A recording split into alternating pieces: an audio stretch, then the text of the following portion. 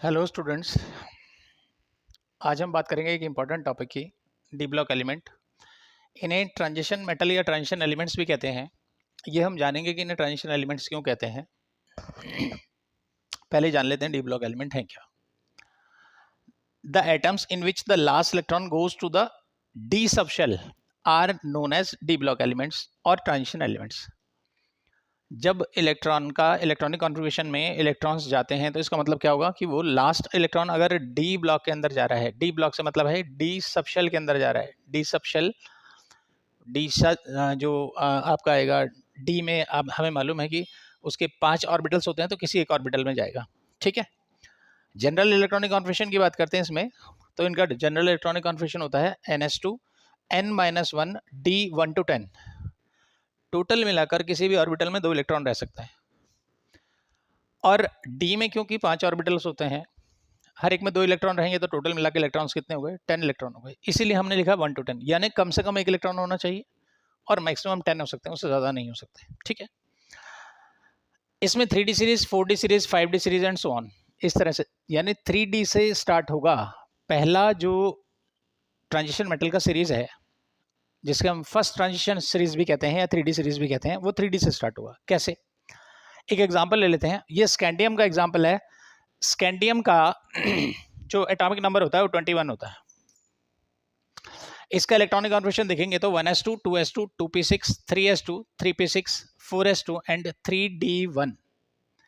एक खास बात इसमें जानने वाली है कि जैसे हमने कहा था ns2 n-1 d1 to 10, यानी पहले इलेक्ट्रॉन n के अंदर जाएगा, उसके बाद d के अंदर जाएगा। ये आप जानते होंगे कि there is a slight difference of energy between the s orbital and the d orbital, but the energy of s orbital is lesser than that of the d orbital, इसलिए पहले इलेक्ट्रॉन इसके अंदर जाएगा। थोड़ा सा आपको याद करा दूं कि अगर हम कैल्शियम का इलेक्ट्रॉनिक कॉन्फ़िगरेशन करने लगे, कैल्शियम 20 होता है, तो क्या करते हैं हम? जनरल इलेक्ट्रॉनिक कॉन्फ़िगरेशन करते हैं तो हम कहते हैं 2882। और अगर हम इस तरह से करते हैं sp-df के बेस पर, तो क्या करेंगे? 1s2, 2s2, 2p6, 3s2, 3p6, 4s2। ये हमारा इलेक्ट्रॉनिक कॉन्फ़िगरेशन जनरली होता है। ये आप 9th क्लास में कर चुके हैं, 10th में भी इसके बारे में सीखा है। यहाँ पर आप देखेंगे ये आपने 11th में सीखा है, या जो 11th में है वो 11th में इसको अभी पढ़ेंगे या पढ़ रहे होंगे। तो इसमें देखिए कि इलेक्ट्रॉन किस में जाएगा? एस में। अगर एक इलेक्ट्रॉन और आता है, इसका 20 था, अगर एक इलेक्ट्रॉन और आता है तो कहाँ जाएगा वो? नेक्स्ट डी में, यानी पहले एस में जाएगा, उसके बाद डी में जाएगा। अब आगे बारी आती है इनकी कि इनके अगर फीचर्स की बात करें, कैरेक्टरिस्टिक फीचर्स इनके क्या क्या होते हैं।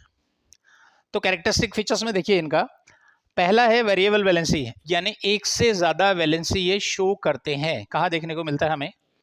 जैसे हम देखते हैं कॉपर की वैलेंसी 1 भी होती है, कॉपर की वैलेंसी 2 भी होती है।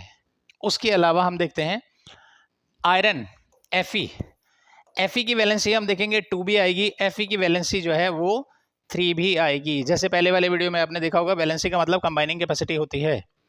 कोई भी एटम जब कंबाइन करता है तो उसकी जो कैपेसिटी होती है, कंबाइनिंग कैपेसिटी, उसको वैलेंसी कहते हैं। यानी जितने इलेक्ट्रॉन का या तो वो शेयरिंग करेगा, या इलेक्ट्रॉन का जो वो डोनेशन करेगा, या इलेक्ट्रॉन को एक्सेप्ट करेगा, वो उसकी कंबाइनिंग कैपेसिटी होती है। तो पहला हो गया variable valency. Variable oxidation state show करते हैं।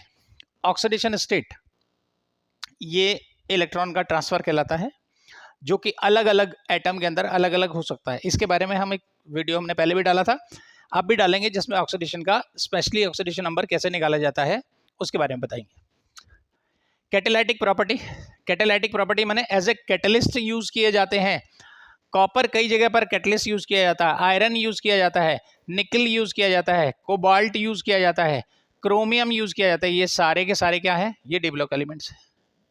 यानी ये कैटालाइटिक प्रॉपर्टी, कैटलिस्ट क्या होते हैं? कैटलिस्ट का मतलब होता है which can alter the rate of reaction, जो रेट ऑफ रिएक्शन को ऑल्टर कर सकें। इंक्रीज करते हैं जनरली, डिक्रीज भी करते हैं। डिक्रीज करते हैं, उन्हें इनहिबिटर कहा जाता है। नेक्स्ट आएगा G coloured ion formation. Coloured ion formation का मतलब क्या होगा कि अगर इसमें से हम देखें, अगेन एग्जांपल हमारे पास आते हैं, CuSO4 होगा, इसका कलर क्या आता है? ब्लू। ब्लू कलर का सॉल्यूशन बनाता है अगर ये एक्वस है तो। खास बात ये होनी चाहिए एक्वस होना चाहिए क्योंकि आयंस का फॉर्मेशन होता है। अगर हम FeSO4 की बात करते हैं, एक्वस अगेन ग्रीन होगा, ठीक है, तो यानी कलर्ड आयन फॉर्मेशन शो करते हैं। इसके अंदर हमें पता है एक्वस फॉर्म में कौन सा आयन आएगा, कॉपर आयन आएगा। इसके अंदर कौन सा आयन आएगा बेटा, Fe+2 आयन, ठीक है। इसके कारण से इसका कलर ग्रीन होता है। तो कलर्ड आयन फॉर्मेशन करते हैं, कॉम्प्लेक्स आयन फॉर्मेशन शो करते हैं। अब ये क्या चीज है, इसमें आप एक चैप्टर पढ़ोगे कोऑर्डिनेशन कंपाउंड्स का। कोऑर्डिनेशन कंपाउंड में जो हमारे उसमें आयंस बनते हैं या जो हमारे उसमें कंपाउंड बनते हैं उन्हें हम कॉम्प्लेक्स कंपाउंड कहते हैं।